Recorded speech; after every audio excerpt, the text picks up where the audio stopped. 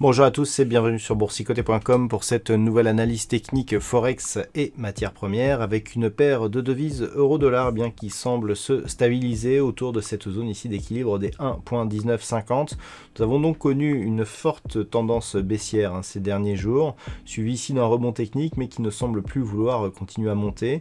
On avait une résistance ici sur la zone des 1.20 qui faisait office d'objectif. On s'est arrêté ici à quelques encablures de cette zone horizontale avant ici de se stabiliser au niveau des moyennes mobiles. Donc globalement, on reste ici dans une tendance d'un point de vue long terme qui est plutôt haussière. D'un point de vue court terme, on est toujours ici dans cette tendance baissière de consolidation donc de la dynamique moyen terme. Par contre, si on repasse donc prochainement au-dessus de la zone des 1.20, on reprendra un biais haussier puisqu'on a au final une configuration qui marque ici un contact et donc un appui sur la bande de Bollinger supérieure suivi d'un retour ici sur la moyenne mobile qui semble agir comme zone de support. Donc si la hausse reprend la semaine prochaine, on pourrait casser ici la zone des 1.20 à la hausse et viser un retour ici sur la zone des 1.2110.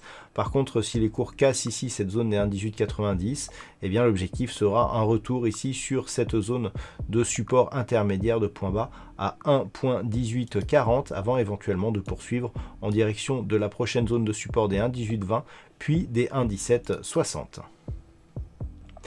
Sur la paire de devises livre sterling contre dollar américain, ça semble se stabiliser aussi, puisqu'après ici, une phase de baisse relativement marquée, après avoir marqué un point haut ici au-delà des 1.42, on peut voir qu'au final, on s'est stabilisé depuis le début du mois ici, entre cette zone des 1.40 et un support là qui pourrait se situer au niveau des 1.3795 voire 1.38, et donc la paire de devises livre sterling contre dollar américain oscille autour de ces zones. Alors on a une zone importante ici, sa zone des 1.40 que l'on est venu tester ici très récemment avant ici de redescendre.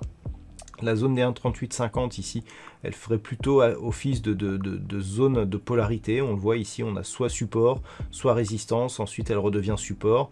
Donc clairement, on a ici beaucoup plus de potentiel sur la hausse, plus d'amplitude ici que sur la baisse, puisque la phase de baisse, elle se fait à peu près ici sur cette zone des 1.3785.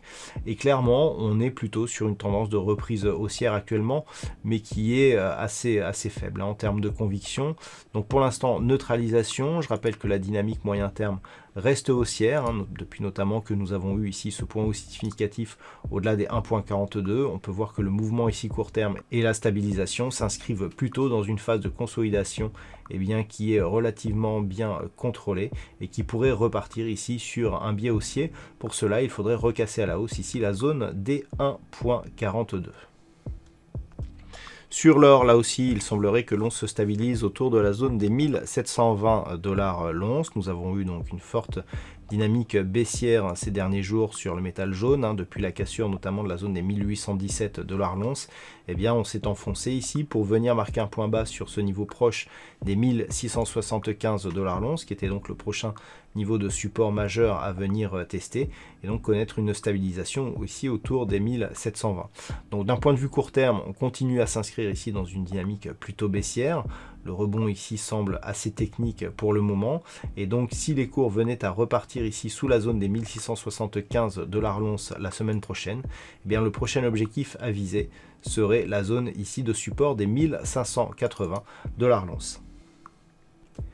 Et puis nous terminons avec le WTI qui semble se stabiliser ici autour des 65 $ le baril. Alors on a eu un point haut significatif ici sur cette zone proche des 68 $ le baril, on s'est arrêté à 67,95. On a consolidé ici, on voit qu'on est venu tester la zone de retracement 50,61,8 avant de marquer un début de rebond. Donc d'un point de vue court terme, on voit bien ici qu'on est repassé au-dessus des moyennes mobiles, on est revenu au contact ici de la bande de Bollinger supérieure, mais que l'on se stabilise depuis, et donc on sent bien ici qu'une phase de neutralisation potentielle pourrait se mettre en place. Alors, Cette zone, je vais revenir dessus, on va prendre un petit peu, voilà, on va s'éloigner un petit peu. Cette zone ici, 66,50, 61, voire même 57,50, était attendue comme zone de range. On n'attendait pas une rupture aussi rapide, la zone des 66,50.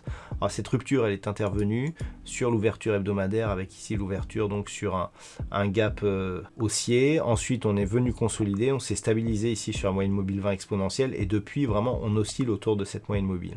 Donc, cette ouverture sur gap qui a tout de suite été reprise, au final, on pourrait la considérer comme une fausse sortie du fait que déjà la zone ici des 66,50 qui était précédemment résistance, eh bien, n'a jamais été confirmée en tant que support. On a cassé directement ici sur cette bougie, cette zone horizontale, et puis ensuite on se stabilise sous cette zone qui agit du coup comme une résistance. Donc clairement, on peut s'attendre ici à une phase de neutralisation, mais dans une tendance qui est et qui reste haussière sur le WTI. Pour casser cette dynamique, il faudrait repasser ici sous ce point bas significatif des 59,20 $ le baril, donc autant dire qu'on en est relativement loin. Ceci dit, si les cours cassés, ici cette zone des 66,50 et la zone ici des 68 $ le baril, eh bien le prochain objectif serait une zone légèrement supérieure au seuil psychologique des 70 $ pour un baril.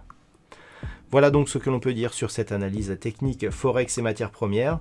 Passez un bon week-end et on se retrouve dès la semaine prochaine pour d'autres analyses techniques, toujours sur le site boursicoté.com.